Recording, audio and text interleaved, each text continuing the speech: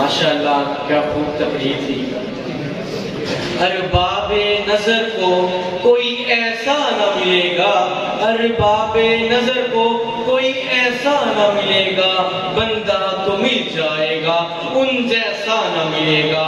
تاریخ اگر ڈھونڈے گی ثانی محمد، تاریخ اگر ڈھونڈے گی ثانی محمد، ثانی تو بڑی چیز ہے سایہ نہ ملے گا۔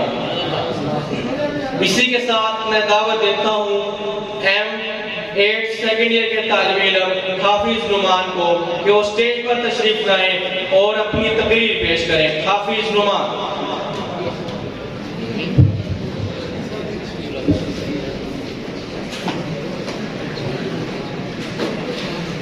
نحمده ونصلي ونسلم على رسوله الكريم اما بعد فاعوذ بالله من الشيطان الرجيم بسم الله الرحمن الرحيم لقد كان لكم في رسول الله اسوة حسنة صدق الله العظيم وصدق رسول النبي الكريم۔ سرمایہ حیات ہے سیرت رسول کی، فلاح کائنات ہے سیرت رسول کی۔ بنجر دلوں کو آپ نے سیراب کر دیا، ایک چشمہ صفات ہے سیرت رسول کی۔ جناب صدر، معزز اساتذہ کرام اور میرے عزیز دوستو، السلام علیکم ورحمۃ اللہ وبرکاتہ۔ آج جس موضوع پر مجھے لب گشائی کا موقع فراہم کیا گیا ہے وہ ہے سیرت النبی۔ عالی وقار، یہ تو وہ موضوع ہے جس کو بیان کرنے کے لیے دنیا کے تمام درختوں کو قلم بنا دیا جائے، سمندروں کے پانی کو روشنائی بنا دیا جائے، آسمان اور زمین کے درمیان خلا کو اوراق بنا دیا جائے، تو یہ تو گمان کیا جا سکتا ہے کہ قلم ختم ہو جائیں گے، سمندروں کا پانی خشک ہو جائے گا، آسمان اور زمین کے درمیان کا خلا پر ہو جائے گا، لیکن میرے آقا کی سیرت کا ایک باب بھی پورا نہ ہوگا۔ زندگیاں بیت گئی اور قلم ٹوٹ گئے، تیرے اوصاف کا ایک باب بھی پورا نہ ہوا۔ عالی وقار، میرے آقا کو اللہ تعالیٰ نے اس کائنات میں اپنا محبوب بنا کر بھیجا۔ میرے آقا کی ہر ایک ادا نرالی ہے، میرے آقا کی صورت سب سے اعلیٰ، میرے آقا کی سیرت سب سے اعلیٰ، میرے آقا کا گھر سب گھروں سے اعلیٰ، میرے آقا کا شہر سب شہروں سے اعلیٰ، میرے آقا کا خاندان سب خاندانوں سے اعلیٰ، میرے آقا کا قبیلہ سب قبائل سے اعلیٰ، میرے آقا کا چلنا پھرنا سب سے اعلیٰ، میرے آقا کا سونا جاگنا سب سے اعلیٰ، میرے آقا کا اٹھنا بیٹھنا سب سے اعلیٰ، میرے آقا کا وجود سب سے اعلیٰ۔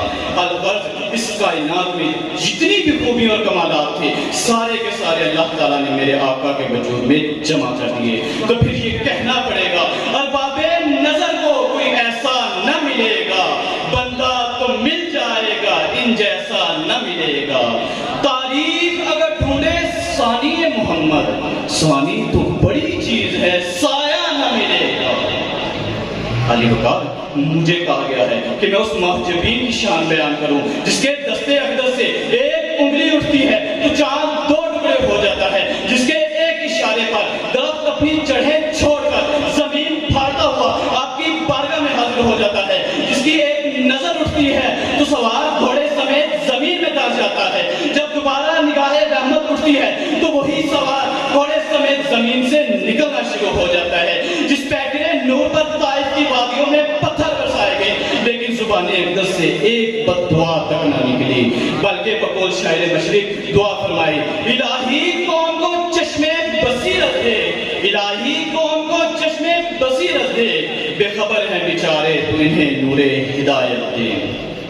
عالی وقار، میرے آقا کی رحمت کا عالم یہ تھا کہ آپ نے ایک تھپڑ مارے بغیر حضرت عبداللہ بن عباس جیسے مفسر قرآن تیار فرما دیے، حضرت عبداللہ بن عباس جیسے مفسر قرآن تیار فرما دیے، اور بحیثیت جرنیل ایسے سپہ سالار تیار کیے جنہیں زمانہ خالد بن ولید کے نام سے جانتا ہے۔